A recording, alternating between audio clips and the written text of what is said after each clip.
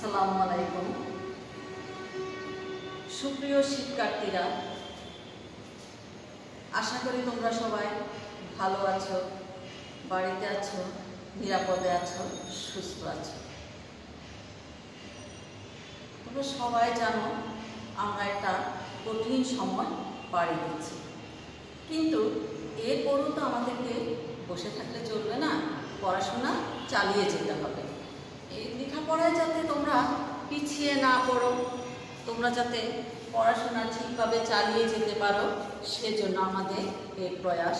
আমরা অনলাইন ক্লাসের ব্যবস্থা করেছি। প্রতিদিন কোনো না কোনো বিষয়ে আমাদের অনলাইন ক্লাসগুলো অনুষ্ঠিত হচ্ছে।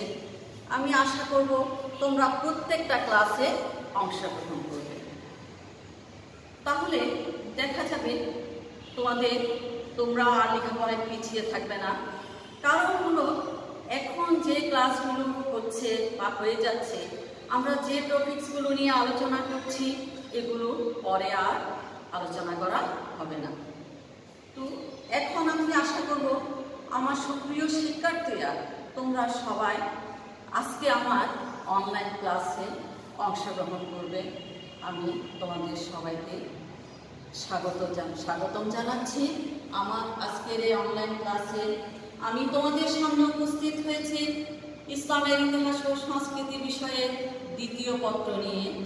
আমি রেজিনা খানম, সহকারী অধ্যাপক, ইসলামের ইতিহাস ও সংস্কৃতি বিভাগ, হাজেরা তজু ডিগ্রি কলেজ।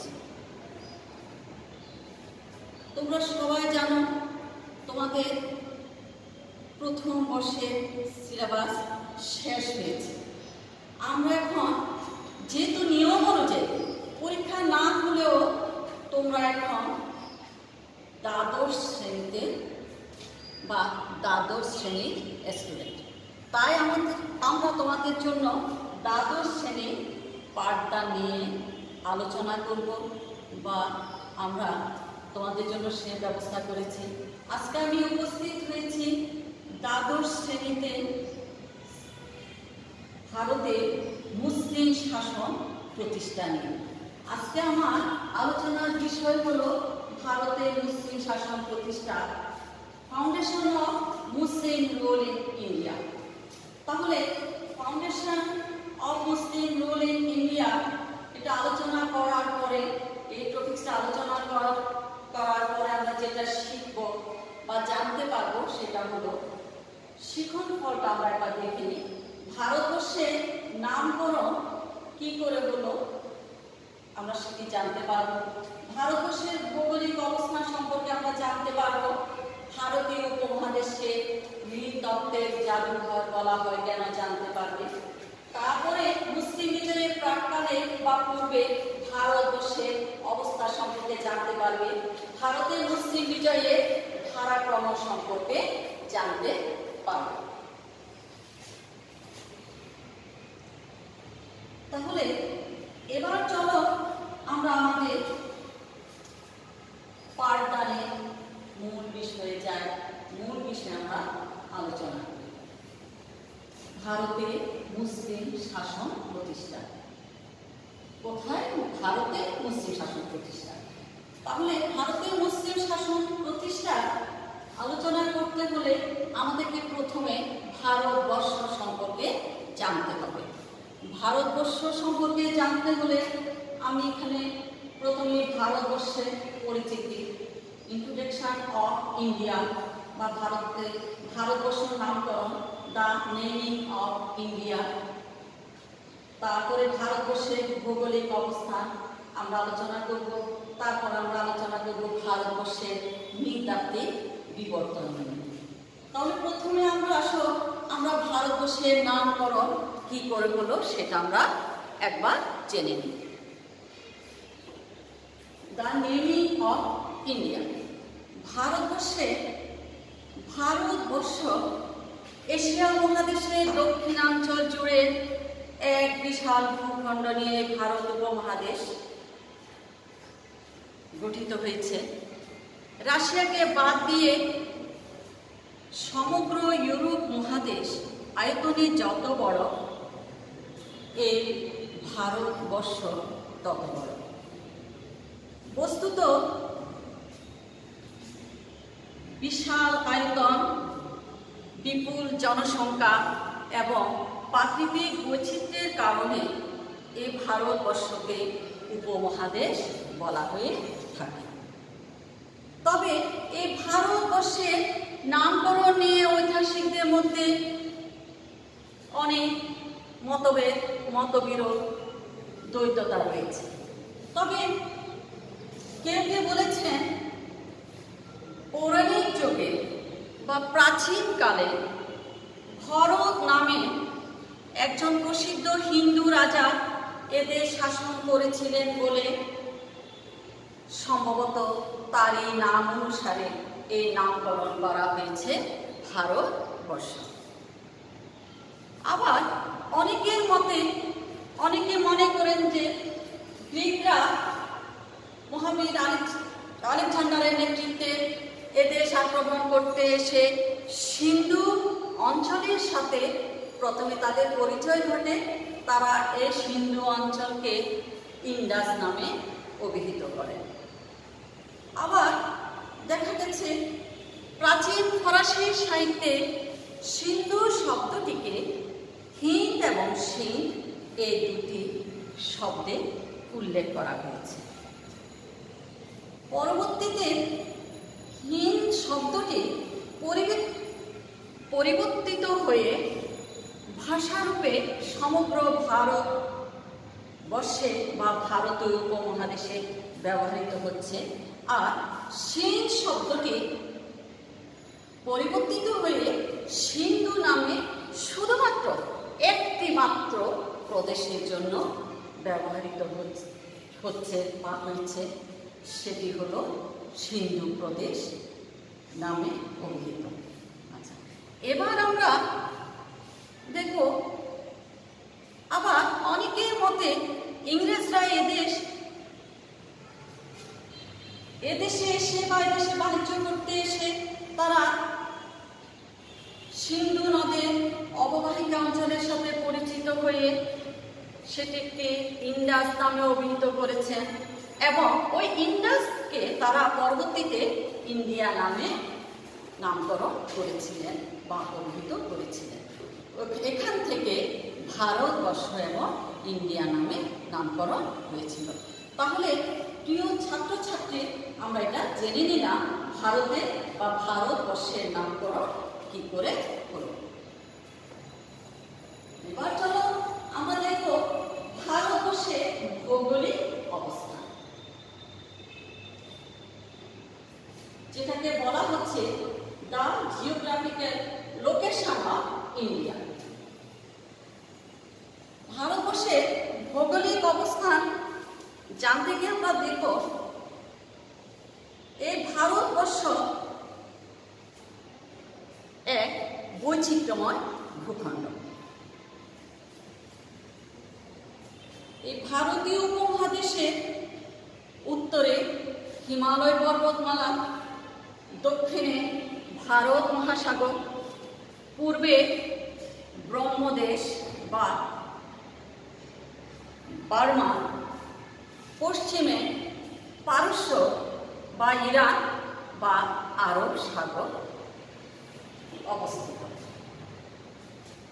এই ভারতীয় উপমহাদেশে, এই বিশাল উপমহাদেশে পৃথিবীর প্রায় 1/5 লোক বসবাস করে। তাহলে আমরা একটু দেখব 2016 সালে পরিসংখ্যান অনুযায়ী ভারতের জনসংখ্যা ছিল 132,68,1,576 জন। এবার 2018 সালে বিশ্ব ব্যাংকের পরিসংখ্যান অনুযায়ী ভারতের জনসংখ্যা ছিল 135,03,00,000 প্রায়।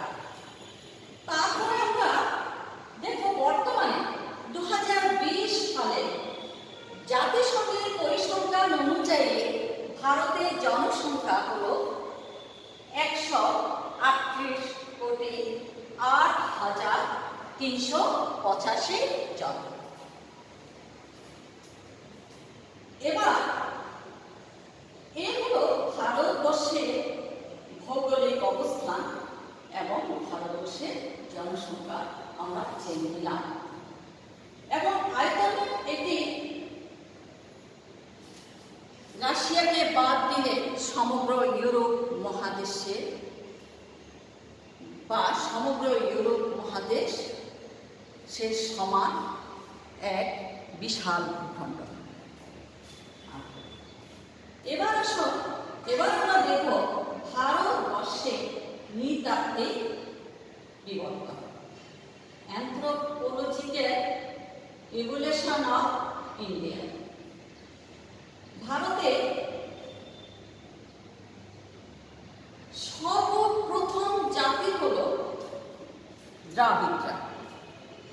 জাতি, ধর্ম, বর্ণ নির্বিশেষে বিভিন্ন ভাষাভাষীর লোক এখানে বসবাস করেন। হরপ্পা ও মহেঞ্জোদারো জনক দ্রাবিড়রা হলেন এদেশের আদি অধিবাসী। পরবর্তী দিন ধীরে ধীরে আর্য, কোন,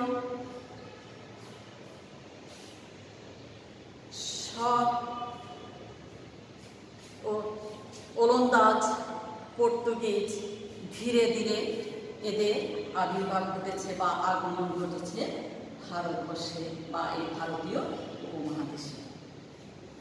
এই ভারতীয় উপমহাদেশ, এই বিশাল উপমহাদেশে হিন্দু মুসলমানদের মিলন মেলা। এখানে শুধু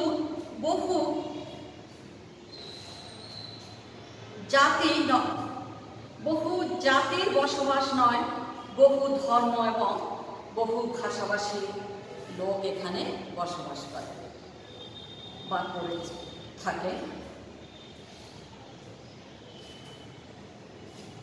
আমরা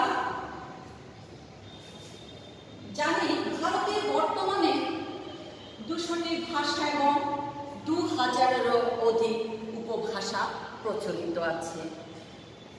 এসব কারণে আইরিশ ইতিহাসবিদ ভিনসেন্ট স্মিথ ভারত উপমহাদেশকে নৃতত্ত্বের জাদুঘর বলে অভিহিত করেছেন। আমি আবারও বলছি যে ইম্পর্টেন্ট জিনিসগুলো, তথ্যগুলো তোমরা একটু লিখে নিবা বা টুকে নিবা, কারণ এইসব তথ্যগুলো থেকে পরীক্ষায় সিকিউ প্রশ্নের 1 নম্বরের জ্ঞানমূলক প্রশ্নগুলো হয়ে থাকে আর এমসিকিউ কোশ্চেনগুলো এখান থেকে আমরা করে থাকি। তাহলে আমি আবারও বলছি, ভারতের বর্তমানে প্রায় কয়টি ভাষা প্রচলিত আছে? 200টি ভাষা প্রচলিত আছে এবং 2000-এরও অধিক উপভাষা প্রচলিত আছে। তাই আইরিশ ইতিহাসবিদ ভিনসেন্ট স্মিথ কি বলেছেন আমরা দেখব। ভারত উপমহাদেশকে উনি নৃতত্ত্বের জাদুঘর বলে অভিহিত করেছেন। শুধু তাই নয়, এরপর কাল বিভাজন অনুযায়ী ভারতবর্ষের ইতিহাসকে 3টি পর্যায়ে বিন্যস্ত করা যায় বা ভাগ করা যায় বা হয়েছে, যেমন প্রাচীন যুগ, মধ্যযুগ, আধুনিক যুগ। তাহলে আমরা এখানে কয়টি যুগ পেলাম? কাল বিভাজন অনুযায়ী আমি আবারও বলছি, ভারতবর্ষের ইতিহাসকে 3টি পর্যায়ে ভাগ করা হয়েছে: প্রাচীন যুগ, মধ্যযুগ এবং আধুনিক যুগ। চলো তাহলে এবার জেনে নিই কোন সময়টাকে প্রাচীন যুগ বলা হচ্ছে। মুসলিম বিজয়ের পূর্বে হিন্দু এবং বৌদ্ধ শাসনামলকে কি বলা হচ্ছে? প্রাচীন যুগ বলা হচ্ছে বা বলা হয়ে থাকে। তাহলে কোন সময়টাকে প্রাচীন যুগ বলছে? মুসলিম বিজয়ের পূর্বে হিন্দু এবং বৌদ্ধ শাসনামলকে কি বলা হয়? প্রাচীন যুগ বলা হয়ে থাকে। তারপরে আমরা দেখব মধ্যযুগ। মুসলিম অভিযান থেকে শুরু করে মোগল আমলের শেষ পর্যন্ত এই সময়টাকে মধ্যযুগ বলা হয়। আমি আবারও বলছি, মধ্যযুগ বলা হয় মুসলিম অভিযান থেকে শুরু করে মুঘল আমলের শেষ পর্যন্ত সময়কালকে কি বলা হচ্ছে? মধ্যযুগ বলা হচ্ছে। তারপরে আমরা জেনে নিই আধুনিক যুগ কোন সময়টাকে বলা হচ্ছে, বা আধুনিক যুগের সূচনা কখন থেকে? 1757 সালে 23 জুন পলাশীর যুদ্ধ, আমরা সবাই জানি, তোমরাও জানো। পলাশীর যুদ্ধ থেকে বর্তমান সময় 1757 সালের 23 জুন পলাশীর যুদ্ধের পর ইংরেজদের আধিপত্য শুরু হয়। এর মধ্য দিয়ে ভারতবর্ষে আধিপত্য এবং পতনের মধ্য দিয়ে ভারতবর্ষে আধুনিক যুগে সূত্রপাত ঘটে। তারপর ভারতবর্ষ ভেঙে দুভাগ হয়ে যায় 1947 সালে। ভারত এবং পাকিস্তান নামে দুটি স্বাধীন রাষ্ট্র। এরপরে 1971 সালে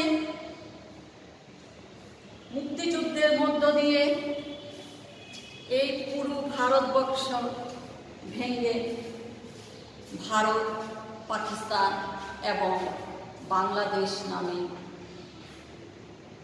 তিনটি নতুন রাষ্ট্রের জন্ম হয়। তাহলে এখানে আমরা জেনে নিলাম বা দেখে নিলাম প্রাচীন যুগ, মধ্যযুগ এবং আধুনিক যুগ কোন সময়টাকে বলা হচ্ছে। কাল বিভাজন অনুযায়ী আমরা ভারতবর্ষের ইতিহাসকে তিনটি পর্যায়ে দেখে নিলাম বা পড়ে নিলাম। এবার আসো আমরা একটু জেনে নিই বা দেখে নিই। আমি পরে তোমাদেরকে বা একটু আগে পড়ে আসছি ভারতবর্ষের নামকরণ আমরা জেনেছি।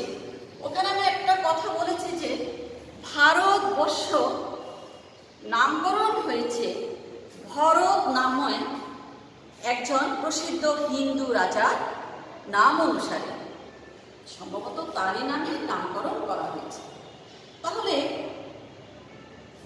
এও জানা আছে সে ভরত রাজা যাকে আমরা বলছি, উনি সে হিন্দু এবং বৌদ্ধ পুরাণের মতে উনি ভরত নামটা একটা কিংবদন্তি রাজার নাম। তারই নামে ভারতবর্ষের নামকরণ হয়েছে। তো যার নামে ভারতবর্ষে বিশাল উপমহাদেশের নামকরণ করা হয়েছে, চলো আমরা একবার ওনাকে দেখে আসি। এই ভরত নামক সেই রাজাকে আমরা দেখি উনি দেখতে কেমন ছিলেন। এখানে আমি ছবিতে দেখাচ্ছি, তোমরা দেখো। এখানে আমরা একটা ছবি দেখছি, নিচে আমরা লিখেছি রাজা ভরত। এটি হলো ওনার যে সময় উনি সমগ্র ভারত জয় করেছিলেন, এবং সমগ্র ভারত জয় করেছিলেন বলে ওনার এই বিজিত অঞ্চলগুলোকে ভারতবর্ষ বলা হচ্ছে। আবার মহাভারত আদি পর্ব অনুযায়ী উনি ছিলেন দুষ্মন্ত ও শকুন্তলার পুত্র, এবং ওনার প্রকৃত নাম ছিল সর্বদমন। পরবর্তীতে তার নাম রাখা হয় ভরত। সেই নামে উনি প্রচলিত ছিলেন, এবং ওনার নামে ভারতবর্ষের নামকরণ করা হয়েছে ভারতবর্ষ। এবার আমরা দেখছি এখানে স্ক্রিনে আমরা একটা ছবি দেখতে পাচ্ছি। এই হলেন রাজা ভরত। এটা হলেন ওনার, আমরা যখন উনি সমগ্র ভারত জয় করেছিলেন, এদেশ শাসন করেছিলেন তখনকার ছবি। পাশে আমরা আরেকটা ছবি দেখতে পাচ্ছি। আমি এখানে লিখেছি রাজা ভরতের ছেলেবেলার ছবি, তোমরা দেখতে পাচ্ছ। ওখানে রাজা ভরত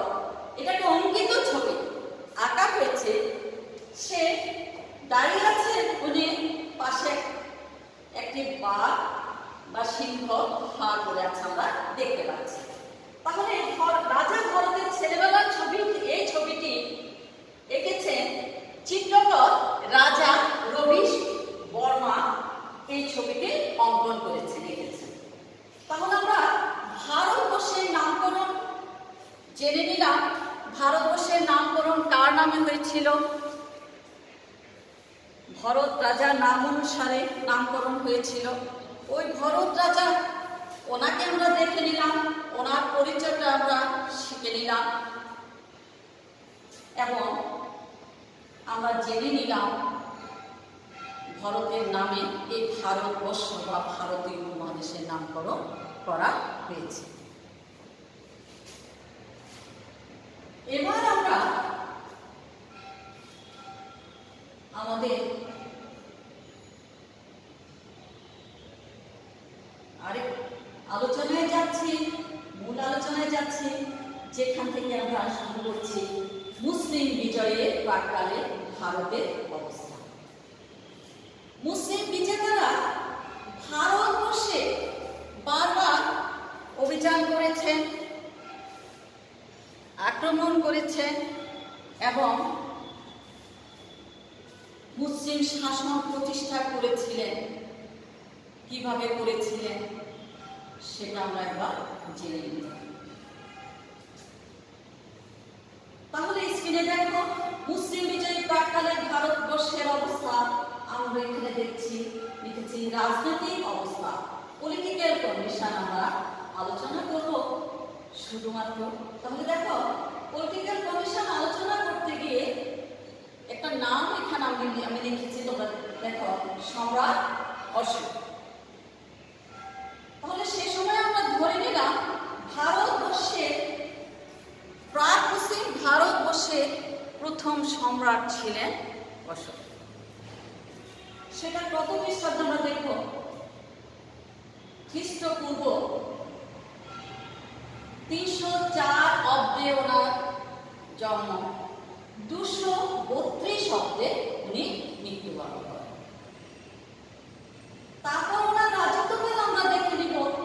উনি 273 থেকে খ্রিস্টপূর্ব 232 অব্দ পর্যন্ত মোট 40 বছর উনি রাজত্ব করেছিলেন বা পুরো ভারতবর্ষ শাসন করেছিলেন। তাহলে এবার আমরা জেনে নিই সম্রাট অশোক সে বিশাল ভারতবর্ষের উত্তরে হিমালয় পর্বতমালা থেকে দক্ষিণে মহীশূর পর্যন্ত এবং পূর্বে ব্রহ্মদেশ হয়ে পশ্চিমে ইরান এবং আরব সাগর পর্যন্ত একচ্ছত্র আধিপত্য প্রতিষ্ঠা করেছিলেন। সেই সময় ওনার সাথে প্রতিদ্বন্দ্বিতা করার মতো আর কেউ ছিলেন না। খ্রিস্টপূর্ব 232 অব্দে ওনার মৃত্যুর পর হঠাৎ করে ভারতে রাজনৈতিক গগনে নেমে আসে অস্থিরতা। এই অস্থিরতা দীর্ঘদিন চলতে থাকে। তারপর এই অস্থিরতা চলতে চলতে দেখা গেল এক সময় এই ভারতবর্ষটাকে আমরা দুভাগে দেখব, উত্তর ভারত এবং দক্ষিণ ভারত। উত্তর ভারত সম্রাট অশোকের মৃত্যুর পর আমরা দুটি ভারতবর্ষের অবস্থাকে দেখে নিব। উত্তর ভারত বা যেটাকে আমরা বলবো আর্যাবর্ত, দক্ষিণ ভারত বা দাক্ষিণাত্য। সম্রাট অশোকের মৃত্যুর পর ভারতের রাজনৈতিক গগনে যখন অস্থিরতা নেমে আসে তখন দীর্ঘদিন এই অস্থিরতা বিরাজ করে। এরপরে হঠাৎ করে দুই ভারতবর্ষে উত্তর ভারত এবং দক্ষিণ ভারতে দুজন মহান নেতা আবির্ভাব ঘটল। উত্তর ভারতে যার আবির্ভাব ঘটেছে ওনার নাম হলো হর্ষবর্ধন। দক্ষিণ ভারতে বা দাক্ষিণাত্যে যার আবির্ভাব ঘটলেন উনি হলেন দ্বিতীয় পুলকেশী। এরা দুজনের ভারতবর্ষে জন্ম দিলেন বা জন্ম। তাহলে আমরা একবার আবার একটু ফিরে যাই, যে সম্রাট অশোককে নিয়ে আমরা একটু আগে আলোচনা করলাম। দক্ষিণে মহীশূর থেকে উত্তরে হিমালয় পর্বতমালা হয়ে পূর্বে ব্রহ্মদেশ এবং পশ্চিমে পারস্য এবং আরব সাগর পর্যন্ত যিনি একচ্ছত্র আধিপত্য প্রতিষ্ঠা করেছিলেন, তাকে আমরা একবার দেখে নিই। ওনার ছবি একবার আমরা দেখে নিব। এখানে আমি স্ক্রিনে তোমাদেরকে দুটা ছবি দেখাবো। উনি হলেন সম্রাট অশোক। এই ছবিগুলো কার ছবি? সম্রাট অশোকের ছবি। আমরা দুটা ছবি আমরা দেখে নিলাম, দেখতে পেলাম। এবার আমরা যাব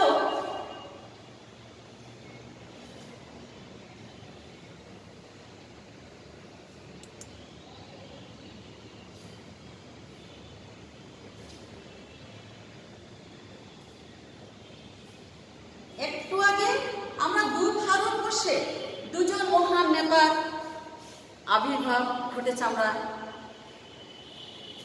আলোচনা করেছি।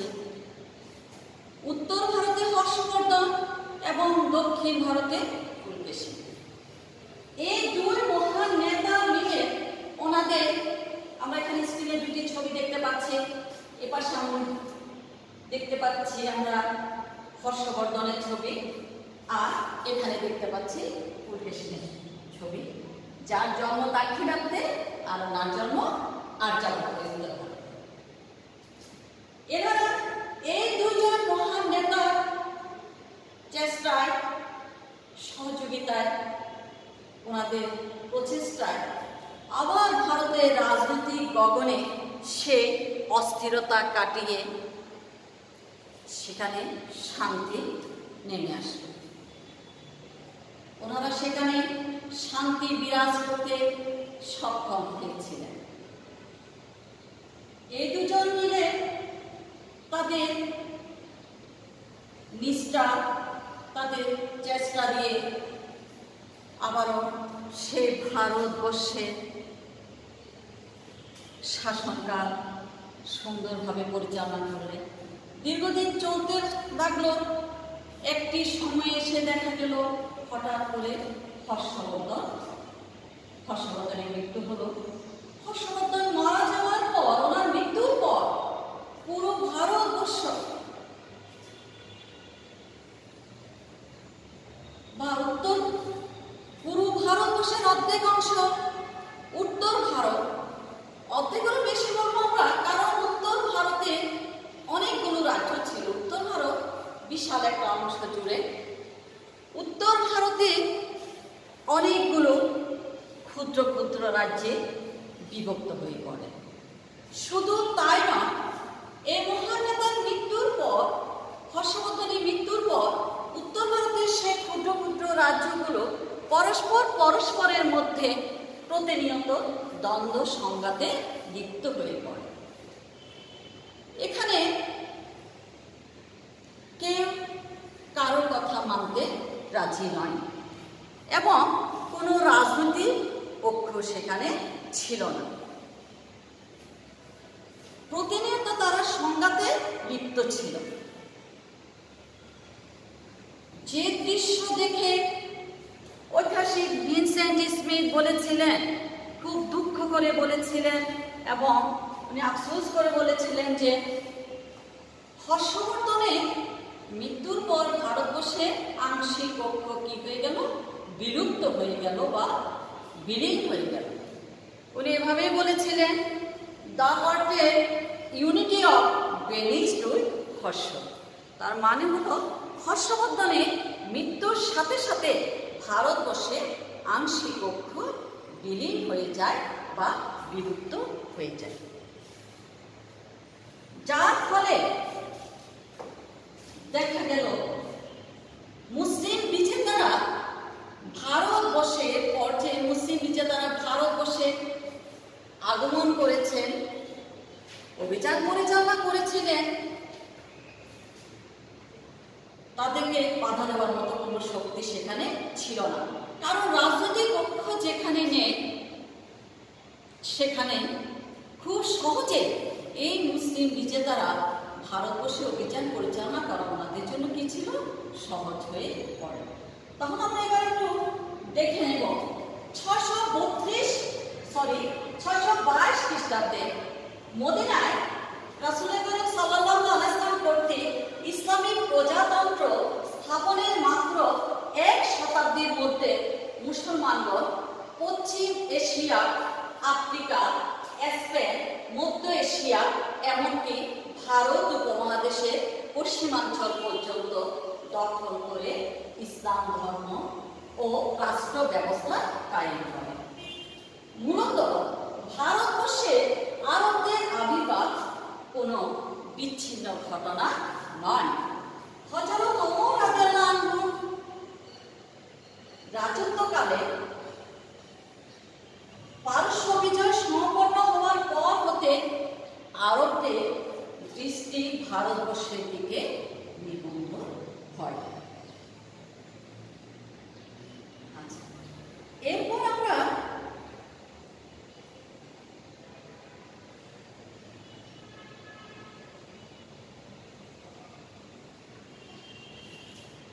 দেখে নিব বা জানব ভারতীয় উপমহাদেশে মুসলিম বিজয়ের ধারাক্রম। তাহলে ভারতীয় উপমহাদেশে মুসলিম বিজেতারা যে অভিযান পরিচালনা করেছেন তাদের একটা ধারাক্রম আমরা এখানে দেখতে পাব।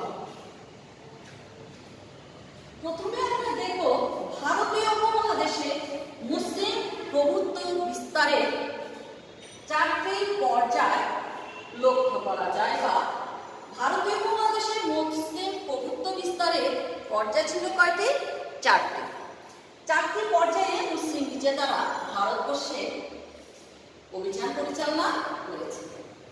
প্রথম পর্যায়ে 8ম শতাব্দীর দ্বিতীয় দশকের সূচনা লগ্নে উমাইয়াদের অধীনে মুহাম্মদ বিন কাসিমের নেতৃত্বে আরব মুসলমানরা সিন্ধু রাজা দাহিরকে পরাজিত করে সিন্ধু ও মুলতান জয় করে পাঞ্জাবের প্রিয়দংশ পর্যন্ত পদানত করতে সমর্থ হয়।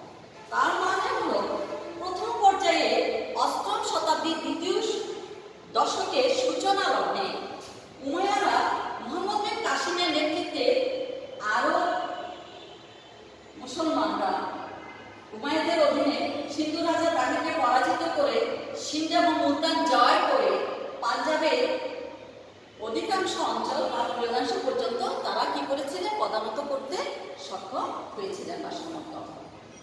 এখন আমরা জেনে নিব সর্বপ্রথম মুসলিম বিজেতাদের মধ্যে যিনি ভারতে অভিযান পরিচালনা করেছিলেন উনি হলেন মুহাম্মদ বিন কাসিম। তাহলে এই মুহাম্মদ বিন কাসিম কে ছিলেন সেটা আমরা একবার জেনে নিই। মুহাম্মদ বিন কাসিম ছিলেন হাজ্জাজ বিন ইউসুফের জামাতা। তাহলে হাজ্জাজ বিন ইউসুফ কে ছিলেন? হাজ্জাজ বিন ইউসুফ ছিলেন পূর্বাঞ্চলের প্রাদেশিক গভর্নর। ওনার ভাইয়ের ছেলে, ভ্রাতুষ্পুত্র এবং জামাতা হলেন মুহাম্মদ বিন কাসিম। মাত্র 17 বছর বয়সে উনি সিন্ধু রাজা দাহিরকে পরাজিত করে সিন্ধু এবং মুলতান জয় করেছিলেন।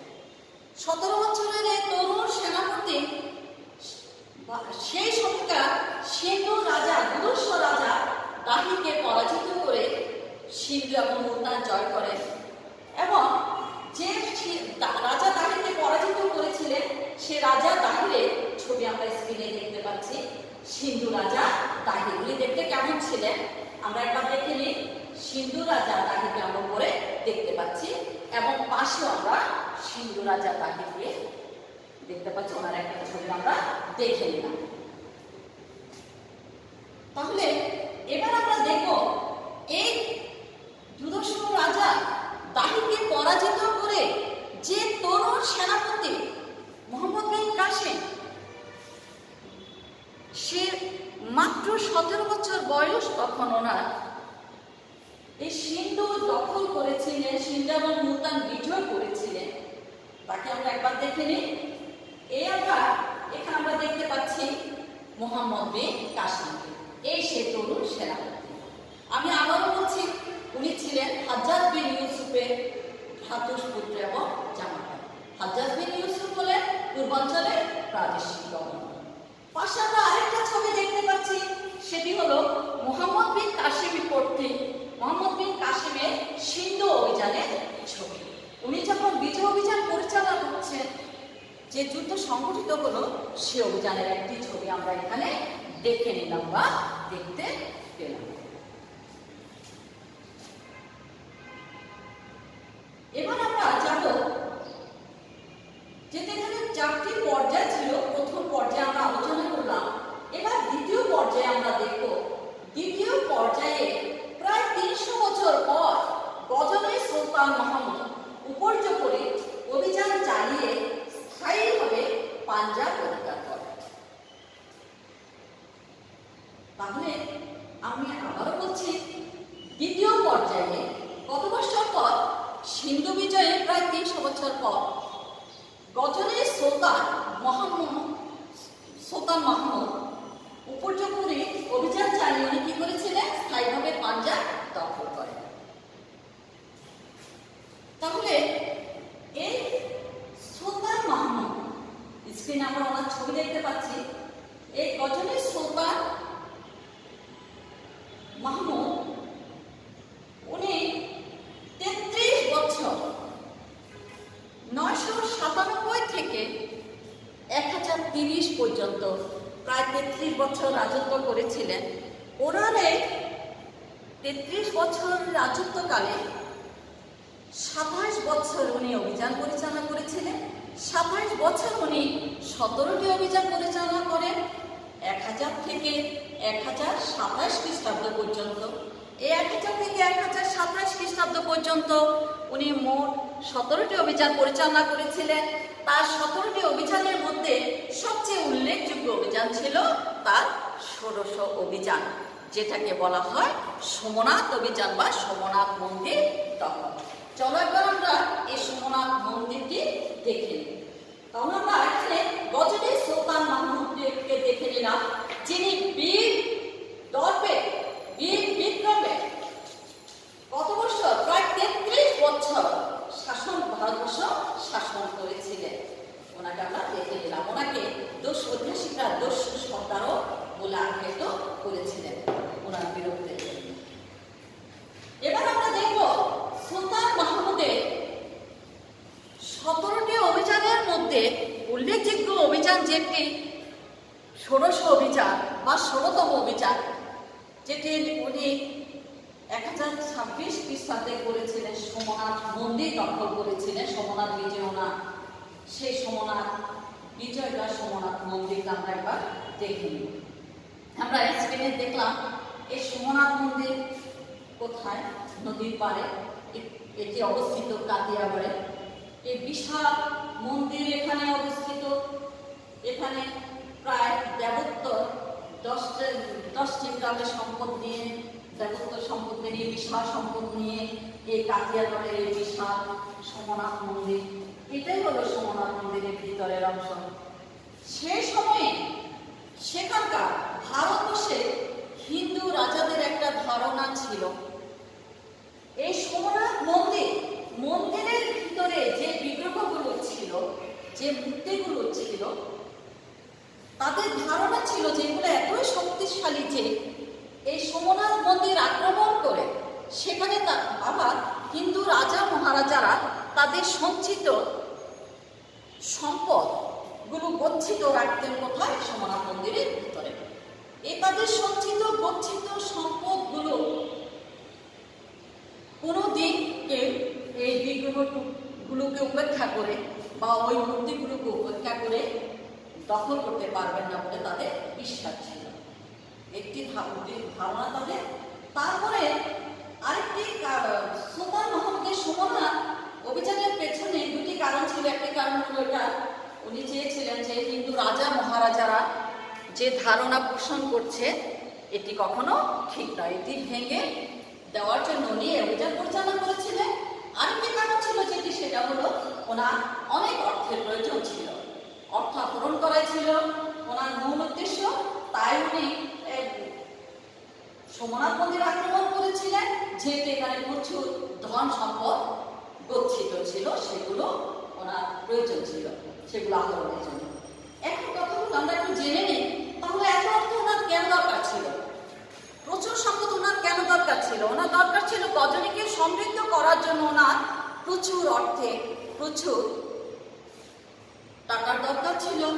তখন উনি এই ভারতবর্ষকে অর্থ আহরণে কল্পতরু হিসেবে মনে করেছিলেন এবং প্রচুর অর্থ সে ভারতবর্ষ থেকে উনি কি করেছিলেন, এনেছিলেন এবং তা দিয়ে উনি ওনার গজনীকে সমৃদ্ধশালী করেছিলেন।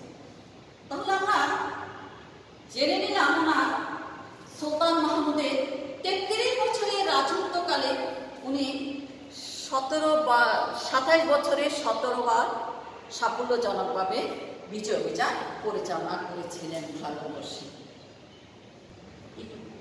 এবার আমরা জেনে নিব তৃতীয় পর্যায়ে প্রায় 200 বছর পর তৃতীয় পর্যায়ে অভিযান যে করেছিলেন উনি হলেন মুইজউদ্দিন মোহাম্মদ। তৃতীয় পর্যায়ে প্রায় 200 বছর পর দ্বাদশ শতাব্দীর শেষ দিকে এবং ত্রয়োদশ শতাব্দীর প্রথম ভাগে মুইজউদ্দিন মোহাম্মদ ঘুরি ও তার সেনাপতিগণ ভারতবর্ষে বিজয় অভিযান পরিচালনা করে এক বিস্তীর্ণ অঞ্চলে মুসলিম আধিপত্য কায়েম করে। তাহলে আমরা জেনে নিলাম তৃতীয় পর্যায়ে কে ভারতবর্ষ অভিযান পরিচালনা করেছিলেন, দ্বাদশ শতাব্দীর শেষ দিকে এবং ত্রয়োদশ শতাব্দীর প্রথম ভাগে উনি হলেন মুইজউদ্দিন মোহাম্মদ। তারপরে চতুর্থ পর্যায়ে এরও প্রায় 100 বছর পর চতুর্দশ শতাব্দীর প্রথমার্ধে খলজি বংশীয় সুলতান আলাউদ্দিন খলজি ভারতের দাক্ষিণাত্যে শেষ সীমা পর্যন্ত সাম্রাজ্য বিস্তারে সক্ষম। তাহলে আমরা চলে এবার দেখে নিই তৃতীয় পর্যায়ে যে মুইজউদ্দিন মোহাম্মদ ঘুরি চীন অভিযান পরিচালনা করেছিলেন বা ভারতবর্ষে এক বিস্তীর্ণ অঞ্চল জুড়ে মুসলিম আধিপত্য কায়েম করেছিলেন, ওনাকে আমরা একবার দেখে নিই। উনি এসে সুলতান মুইজউদ্দিন মোহাম্মদ ঘুরি, আমরা যাকে স্ক্রিনে দেখতে পাচ্ছি। তাহলে এখানে আমরা ওনাকে দেখে নিলাম উনি কত বছর, 1203 থেকে 1206 পর্যন্ত উনি ভারতবর্ষে শাসন করেছিলেন বা ভারতবর্ষ শাসন করেন। ওনার 1206 খ্রিস্টাব্দে ওনার মৃত্যুর মধ্য দিয়ে প্রাক সালতানাত যুগ বা ভারতের মুসলমানদের বিজয় অভিযান এখানে শেষ হলো। এরপরে আমরা যাব আমার আগামী ক্লাস আমরা ভারতের মুসলিম শাসনের প্রতিষ্ঠা মুইজউদ্দিন মোহাম্মদ ঘুরি পর্যন্ত আমাদের আলোচনা এখানে শেষ। আগামী ক্লাস আমরা করব দিল্লি সালতানাত যুগ, এই যুগ দিল্লি সালতানাত। আমার আগামী ক্লাস 9 তারিখ আমি তোমাদের ক্লাস নেব। আমার 9 তারিখের ক্লাস আমি তোমাদেরকে দিল্লি সালতানাত যুগ, এই যুগ দিল্লি সালতানাত আমরা আলোচনা করব ইনশাআল্লাহ। সবাই ভালো থাকবে, সুস্থ থাকবে। ধন্যবাদ সবাইকে এবং আগামী ক্লাসে সবাই অংশগ্রহণ করবে।